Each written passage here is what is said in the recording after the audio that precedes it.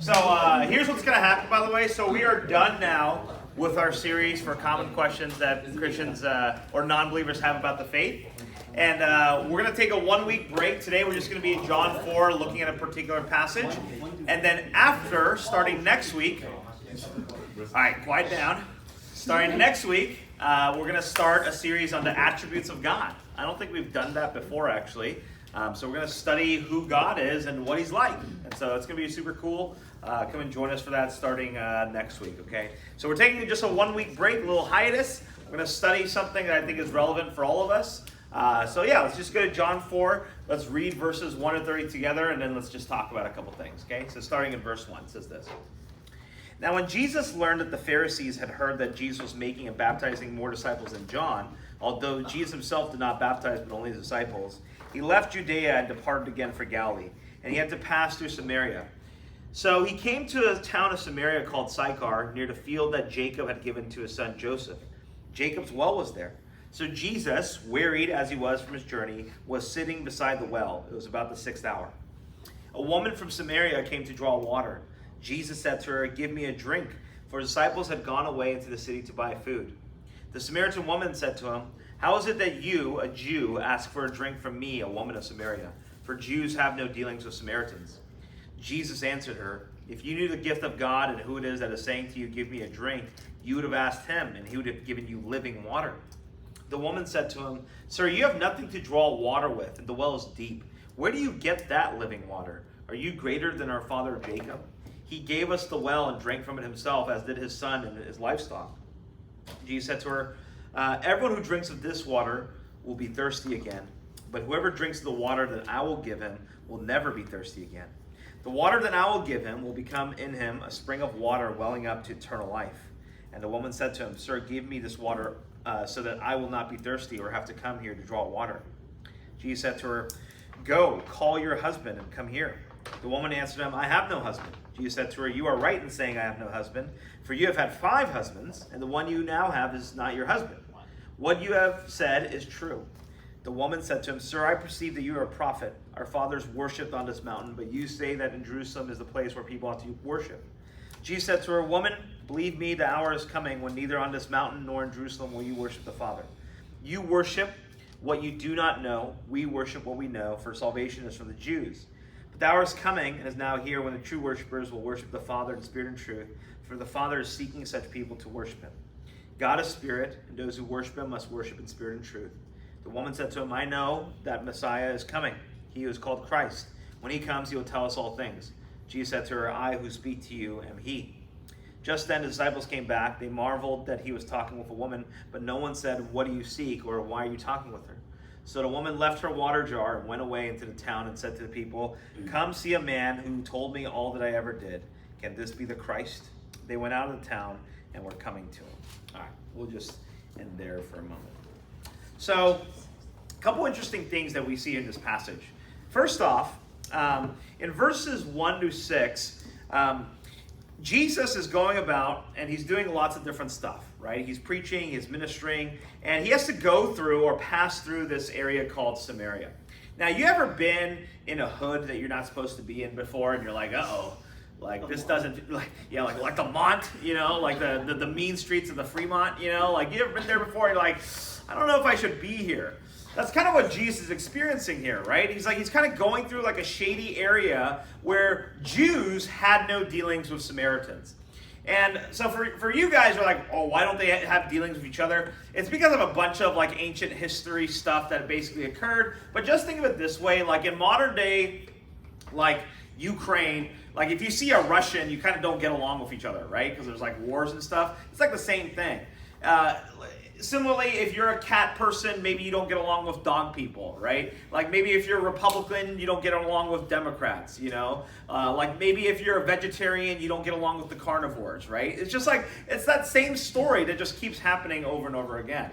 What's kind of interesting, by the way, in our culture, though, that I find quite sad is when I was growing up, when people had disagreements with each other, you could still be friends and disagree with them.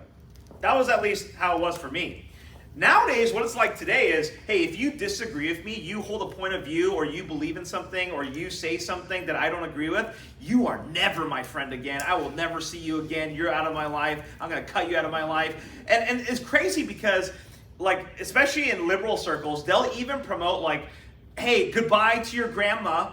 Goodbye to your grandpa. Like, they have some fascist views that you don't agree with. Goodbye, I'll never see you again. Like, it's kind of crazy like that, but it's legitimate. I've seen it. And then it was funny because there was a lot of like political debate over the past like couple of years, right, with Trump and all that. And it was interesting because people would post on their Instagram, hey, I was like, yeah. So anyways, people were posting on their Instagram like, oh, if you believe this, I want you to unfriend me right now. I was like, all right. So I unfollowed a couple of people, go like, I guess so, bro. Like, I don't know. It's so strange, like the culture that we live in today. It's so divisive, isn't it? When I was growing up, it wasn't like that. Like, even if you disagreed, like, you could still be friends. Even if you disagreed, you didn't have to cut them out of your life entirely. It's kind of like the opposite today, isn't it?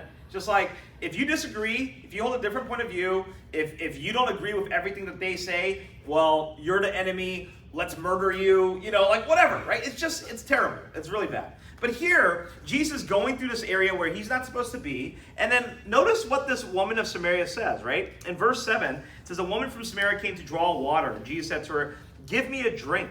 For disciples had gone away into the city to buy food. And the Samaritan woman said to him, how is it that you, a Jew, ask a drink from me, a woman of Samaria? For Jews have no dealings with Samaritans.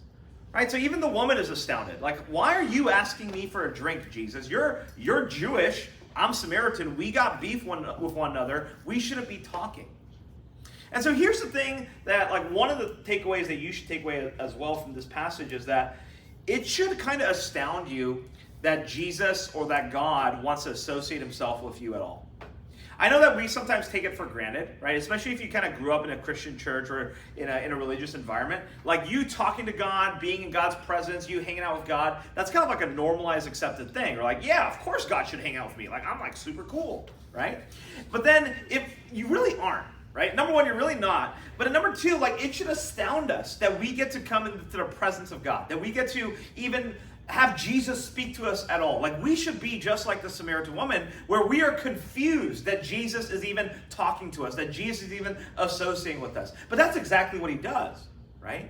That's exactly what he does. And so you might feel, perhaps even today, that you're a little bit like the Samaritan woman. You're like, God doesn't want to deal with me. Jesus doesn't want to associate with me. Jesus shouldn't be talking to me. Like, why am I here in this place? Why am I at this church? Like, this ain't for me. Like, maybe that's like your logic right now. But I'll show you why Jesus wants to talk to you. And so, look at what happens, right? So, the Samaritan woman asks this question, like, how is it that you're asking a drink from me? We don't have any dealings with each other. And then Jesus says this, if you knew the gift of God and who it is that's saying to you, give me a drink, you would have asked him, and he would have given you living water. What is he saying there? He's saying, well, what are they both gathered there to do? They're gathered there to just get a drink, right? There's a well out there called Jacob's Well. I guess it was like a famous well in that area. And people would go there to get water. And so you have the Samaritan woman getting water, and then you have Jesus getting water, and he's asking for a drink. But then this woman is confused as to why Jesus is talking to her. And he comes up with this. He says, if you knew who you were talking to, you could have had living water. You would have asked for it, and I would have given you living water. What is that? What is living water? Well, he kind of describes what it is, right? In verse 13, it says, everyone who drinks of this water will be thirsty again. But whoever drinks of the water that I will give him will never be thirsty again. The water that I will give him will become in him a spring of water welling up to eternal life. The woman said to him, sir, give me this water so that I will not be thirsty or have to come here to draw water. So it's kind of funny because maybe this was like a regular routine for the Samaritan woman, right? Go out there middle of the day and like get some water. But then Jesus is like, dude, I got water where if you drink it, you'll never be thirsty. He's like, that sounds pretty good. You know, like I never have to be thirsty again. Like I never have to go out to this well in like the hot day. Like that sounds pretty nice. But what is he really talking about? He's saying this, okay? He's saying, just like the Samaritan woman, you and I are all looking for a drink, for something to satisfy us, for something to appease us. We all are. Every single one of us have something in our life that we are pursuing or that we long for, that we think if we finally get that, then our soul will be satisfied. For her, maybe it was a drink of water, right? But for us, it could be a variety of different things. So I want to pose the question to you for a second. What is it that you are seeking in your life where if you believe if you get that, finally you will be deeply satisfied and you will no longer be thirsty in your soul ever again? For the Samaritan woman, it was water, but it was also, number two, for her, it was actually relationships. How do I know it was relationships? Because in verse 15, the woman's like, give me this water. And then in verse 16, here's how Jesus responds. He says this, go call your husband and come here. The woman answered, I have no husband. And Jesus kind of claps back, right? He's like, you're right in saying, I have no husband, for you have had 5 husbands, and the one you now have is not your husband. And then he says, what you have said is true. So this is a woman, I mean, so if you had multiple husbands back in the day, like, okay, there's something a little wrong with you, right? Because like, why are all your husbands dying? Or why are all your husbands leaving you? Or why are you committing adultery with a bunch of different people, right? So this woman is just going through husbands like they're candies. You know, husband number 1, nope, didn't work out. Husband number 2, didn't work out. Husband number 3, didn't work out. And some of you have done this yourself, right? Some of you right now, the water that you are seeking to satisfy your soul is just like the Samaritan woman. You try to find it in a relationship. Try to find it in a boyfriend or in a girlfriend or even in a friendship, and you keep going out there to the well to try to get that water, right? To get that relationship. And you think, finally, if I just get that boy to like me, if I just get that girl to say yes to prom or yes to being my girlfriend or whatever, then finally I won't have to thirst again, just like the Samaritan woman. And then what happens? What happens is you have a great 2 to 3 months honeymoon period, right? And then things suck. You're like, okay, now I want husband number 2. Now I want husband number 3. Now I want husband number 4. But that's what people do, right? They're seeking to satisfy their soul with something that's not supposed to satisfy their soul. And don't we have that in our culture today, where a lot of people believe that if they just get into the right relationship or meet the right person or marry the right person or date the right person, finally they'll be happy. And then ironically, isn't the divorce rate higher than ever before at over 50%? So we're like, give us this water, but then we don't find it. We don't find it. And it's not just relationships, by the way. It's anything. It's anything. Many of you guys are gamers because you guys are a bunch of nerds or whatever, right? So like in gaming, right? Like, and I understand it. Like I used to game professionally, you know, so I get it if anybody gets it. So after I was done with Siege, I started grinding Dota for a little bit, right? And that's like League of Legends equivalent. And in Dota, the highest rank is Immortal, and then there's Numbered Immortal, okay? So anyways, I started grinding Dota because I just love grinding at stuff, okay? So I started grinding, and I hit like the second highest rank. Then I finally got to the very highest rank, and I was like, oh, dude, finally. And I got there, and I was like, well, I guess I have to become number 1. So then I started working towards Immortal rank, right? And then I started getting top 4,000 in North America, top 3,000 in North America, top 2,000. After 2,000, I rage quit because I'm like, my teammates suck, whatever, right? It just wasn't enough. It just wasn't enough, right? You know the experience, right? But it's that same feeling, right? In the same way that this woman was going through husbands looking for water that would satisfy, I was doing the same thing just in Dota. And maybe you do the same thing now, even in games or in YouTube or in TV shows or dramas that you watch. You're looking for that water, but it's not going to satisfy you even if you get there. Like, what do you think happens when you reach rank number 1? Just think about it conceptually for a second. Let's say you do become the number 1 North American player or the number 1 player in the world. What happens? Go pro. Well, sure, but then you go pro, and then let's say you win everything, and then what do you have to do? Don't you just keep having to do it over and over again? It's just what happens, right? When I was in professional esports, many of you guys know my story, we won the World Championship in 2022. It was a $3 million tournament. Our team went home with $1 million. And I kid you not, I remember being at the front of the stage and we were lifting the trophy together. And this was like in 10 seconds after we lifted the trophy, this is what I was thinking internally. Well, I guess we got to do it again next year. That was literally my moment. This is something that I had worked for 6 years, pouring like over 10,000 hours to try to win this world championship. It's kind of like the thing that you're supposed to win, right? After 10,000 plus hours of throwing it into this game and then getting onto that stage and then finally winning, in 10 seconds, my joy was gone. In 10 seconds, I was already thinking, well, that was cool, now what? But isn't that the feeling that Jesus is talking about? You keep drinking water, it never fills you. You keep going through relationships, it never fills you. You keep ranking up in video games or you keep watching shows and it never fills you. Like for all you TV watchers out there, like what do you do once you've seen everything?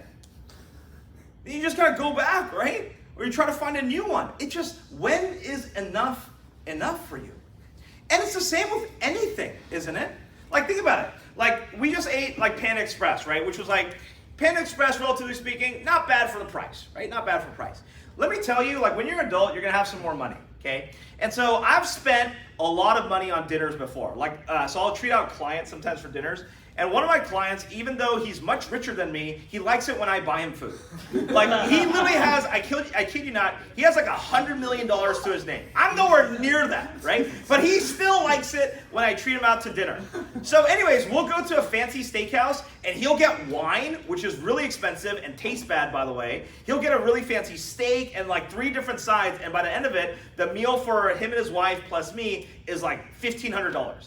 It's like really expensive, like really fancy, right? So anyways, we go to this super fancy steakhouse, we order all this food, all these appetizers, fanciest wine, all this stuff. It's like $1,500.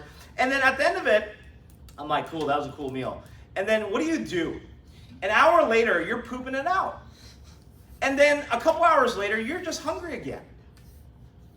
So it doesn't matter, right? Whether it's Panda Express or a $1,500 meal, like you can enjoy something in the moment, but then hours later, isn't that sensation of fulfillment and you being satisfied just gone?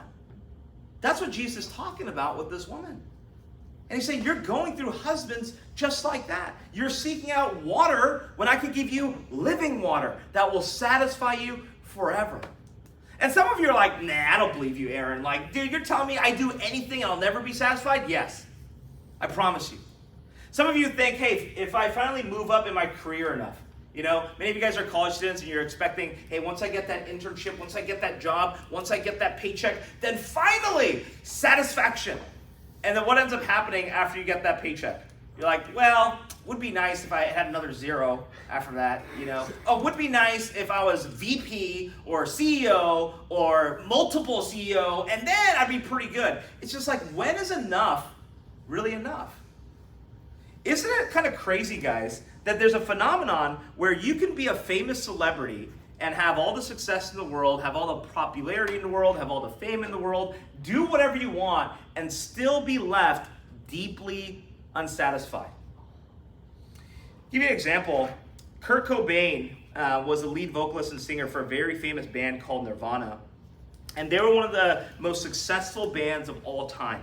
And here's what he says at one point. He says this: I don't know how to express the emptiness I feel. I thought that music and fame would fill the gaps, but every night, every show, every award, it was still there. Success cannot soothe the heart. No matter what the world sees, the inside can remain cold, lonely, and broken. Some of you are like, oh, that's sad. Yeah, it is, right? Like, think about it. You think, I get that job, I get that house, I get that backyard, I get that Ferrari, I get those kids, I get that hot smoking wife or the hot smoking husband, and then finally, but then here's a guy who literally has everything, and he's talking about the emptiness that nothing can soothe. Here's another. Anthony Bourdain was a famous chef and celebrity, had his own TV show. He famously took his own life pretty recently, a couple years ago. He said this: I've traveled the world, tasted the finest foods, met incredible people, and lived a life many would envy, but none of it filled the emptiness that can creep in at night. Adventure and success don't cure the quiet despair or loneliness. Meaning is something deeper, and it's what we must search for beyond the pleasures of the world. That's a guy who literally made a living and a TV show off of just going around the entire world and eating the best foods and hanging out with like good-looking people or whatever. And he's saying, we got to look for joy. We got to look for satisfaction in something not in this world, because I've traveled the world. I've ate the best foods. I've done it all, and yet it's not enough. I'll give you one more. Matthew Perry was a famous celebrity actor. His famous thing was like Friends, old TV show. He died from a drug overdose of ketamine. Okay, and here's one thing he said before he died like that. He said, I had everything you could want. Fame, money, recognition, but I was still empty. None of it touched the real struggle inside. It's that same, here's the thing. The Bible was written, most of it, 2,000 plus years ago, right? And so sometimes we look at a story like, Bible, what does it know about human experience or our lives today? Isn't this the same thing that's happening in today's world? Where people are still looking for water, but they're not satisfied? That's what's happening. So the issue is that if you try to find water that will fill you apart from God, apart from Jesus himself, it will never satisfy you. In Jeremiah 2:12-13 says this, be appalled, O heavens, at this. Be shocked, be utterly desolate, declares the Lord. For my people have committed two evils. They have forsaken me, the fountain of living waters, and hewed out cisterns for themselves, broken cisterns that can hold no water. You know what it's saying there in Jeremiah? It's saying if you try to fill up your life and be satisfied outside of who you are in God and through Jesus Christ, it's like you have a cup that is broken and it has a hole on the bottom, and you keep trying to fill it up, but there's that hole on the bottom, so it'll never be enough and you'll never be satisfied. That's what it's like. And for some of you, you know this feeling well. You know it well. You know what it feels like to be like a broken cistern that can hold no water. It's like, you ever, this has happened to me recently before, you ever have an itch in your back and you can't seem to get it? Like it's in that perfect spot, right? Where like neither of your hands can reach, and like you need someone else to come around and scratch your back. You know what I'm talking about, right? Yeah. Or you ever have a meal and let's say you're really full, right? You're really full after a meal, but then you're like, just something like, I just need something a little extra, and you don't know what it is. And even though you get a dessert or you get that boba, whatever, you're like, I don't know, that didn't scratch the itch, right? Or you ever, if you've ever been like running before, sometimes Lynn will take me on hikes, and she took me on a hike before where she promised it was 1 mile and ended up being like 5 miles or something. Where like you imagine that there's this destination, right? This mirage, so to speak, and you're like, oh, I'm gonna get there soon, and then like you just never get there, right? You know what I'm talking about? Like that's what Jesus is talking about, guys. He's saying you're searching for water. You're searching for something that'll satisfy. But you can't get there if you're trying to find it in this world. You were not made for this world. You were made for something else entirely. And so Jonathan Edwards says this, the enjoyment of God is the only happiness with which our souls can be satisfied. To go to heaven, fully to enjoy God, is infinitely better than the most pleasant accommodations here. Better than fathers and mothers, husbands, wives, or children, or the company of any, or all earthly friends. These are but shadows, but the enjoyment of God is the substance. These are but scattered beams, but God is the sun. These are but streams, but God is the fountain. These are but drops, but God is the ocean. You know what he's saying? Jonathan Edwards is saying in this life, we do get to experience a certain level of joy and happiness for a moment. But it's meant to point us to God. Because God is the fulfillment of all of our joy, of all of our purpose, of all of our meaning, of all satisfaction. And it can only be found in him. And so when you hang out with a friend, right, and you've had this experience before, you hang out with a friend, and then you hang out and you hang out and you have this good time, and then it ends. And then it ends. But don't you want it to never end? Don't we all want that? that experience to never end? But then it does in this world. But guess what heaven is? Heaven is relationship with God and all your friends and all your people that you love, never ending for all eternity. Wouldn't that be great? It would be, right? In this life, we get to experience it just a little bit, but it's meant to point us to a greater reality. It's meant to point us towards Christ. It's meant to point us towards God himself. That's what Jonathan Edwards is saying. And so friends will disappoint. I hate to break it to you. Many of you guys are looking forward to a future spouse. You're young right now. You're like, oh, just get that spouse. Even your spouse will disappoint you. Even if they're the hottest looking person that you know, even if they're the greatest personality that you've ever hung out with, they're gonna disappoint you. I hate to break it to you. Like, they're gonna forget your anniversary. They're gonna forget your birthday. They're gonna be mean to you here and there. They're going to be selfish. They're gonna be rude. They're gonna break your heart even.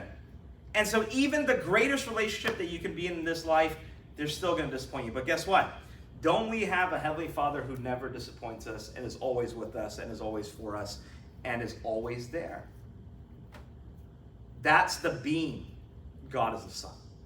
That's what Jonathan Edwards is saying. God has made us for himself, Jonathan Edwards explains, and our souls are restless until they find their satisfaction in him. All the riches, pleasures, and honors of the world are unable to quench the thirst of the heart. Only in the infinite enjoyment of God is the soul satisfied. In the Bible, Old Testament, Solomon puts it this way: I have seen everything that is done under the sun, and behold, all is vanity and a striving after wind. What's striving after wind? You ever try to catch wind before with your hands? Like, it seems like you get it for a moment, and then the wind's gone, right? That's our life. If we try to find joy outside of God, that's what it's like. It's like trying to catch wind. We can't ever really do it. And so here's the thing. Some of you guys don't believe me. I know you don't believe me because I see skeptical eyes. You're like, I don't know about this, Aaron. Like, you saying I'm never going to be satisfied? Yeah, I'm saying that. And so here's the thing.